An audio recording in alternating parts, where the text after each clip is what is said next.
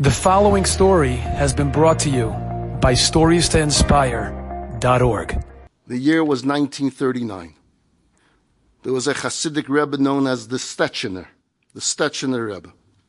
The Stetchener Rebbe and his followers were trying to escape the Germans' advance across Poland. They ended up in a city called Kolbasov. It bought them a little bit time, but they soon learned that the Germans were closing in on that town as well. The Rebbe and his Hasidim, they were trapped. It was a Shabbos. It was a Saturday when the Nazis, Yamach Shemam, entered Kolbasov. The Rebbe and his followers were in the middle of the Shabbat meal when they heard the trucks rumbling and they heard the dogs barking in the distance. Some of the women and the children began to whimper, but the Rebbe, the Chechener Rebbe, said, retaining his serenity and composure, he told them, be strong, be courageous, have emunah, have faith. The Hasidim discussed amongst themselves that while in the presence of the Nazis, Yamach Shemam, they needed to be careful not to accord their Rebbe any special reverence or respect, lest the monsters deduce who he is. And in their sick obsession to cause pain to Jews, they would find out who their Rebbe was, who their rabbi was, and they would torture him in the presence of others and make them watch. So let's not give any hint who the Rebbe is. Don't stare at him. Don't help him. Soon the sounds were close. Raus, raus, out of the house, everybody shouted the Nazi soldiers, demanding everyone come out.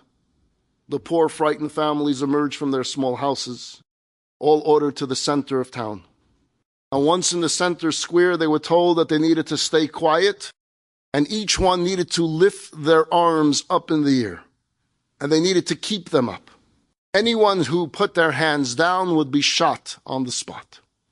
This was again part of the Nazis' sick obsession with bringing pain, with bringing humiliation, with toying with the Jews. All was silent in the square. No one dared make a sound. The Hasidim and the family members of the Rebbe were careful not to stare at the Rebbe, but they would steal this occasional glance to see how he's handling keeping his hands up.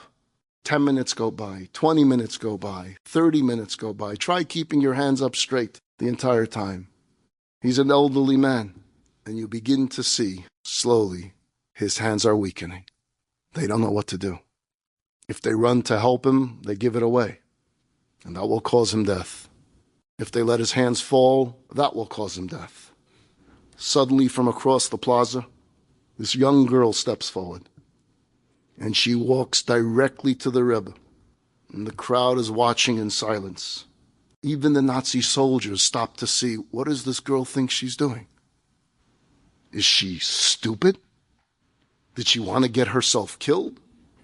She comes right to the Rebbe. The elderly holy man looks down and sees this little girl. It was none other than his granddaughter. She looks up at her Zaidi.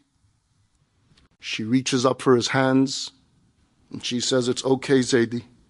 You can rest your hands now. I'm going to hold them up for you. As if he was finally able to lower a load of bricks, the Rebbe releases his hands and they settle into the arms of his brave granddaughter. The officer in charge decides to let the girl do it. Why? Because there's no way she's going to be able to keep up. This is really going to be fun watching this. And he warns her, now if your hands falter, you will get shot with the old man. But the girl didn't tire. She didn't flinch.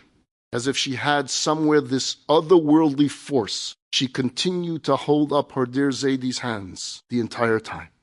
The entire crowd stood staring in awe, in silent prayer.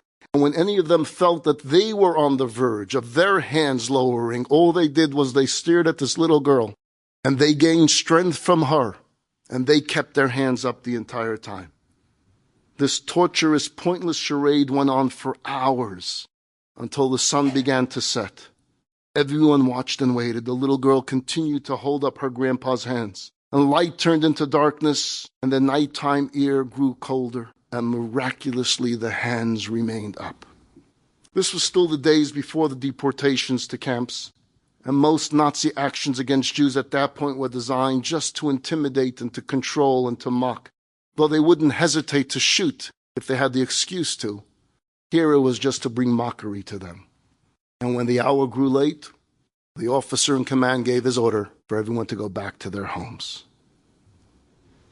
With dignity and pride, the Rebbe walked back home surrounded by his Hasidim and this incredible girl who restored their courage and their faith.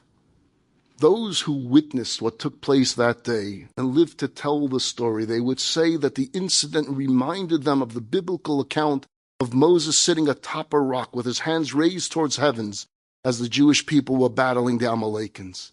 And as long as Moses' hands were raised, Israel was victorious in battle. And when Moses' arms tired and his arms were falling, they would be losing in battle. And so Moses' brother and his nephew climbed to the peak, and each one held Moses' hands up high so that the Jewish people were victorious in battle. The survivors of Kol B'Sov always believed that they witnessed a miracle that day. Moreover, they saw an awesome sign from above saying that future generations stood ready to hold up the torch of Yiddishkeit, that is the legacy of their grandparents. And so we will live on and we will survive. Indeed, that brave girl who held the hands of the Stetchener Rebbe high that day would go on to become the matriarch of a great Hasidic dynasty that continues to thrive until this day. Enjoyed this story? Come again. Bring a friend. StoriesToInspire.org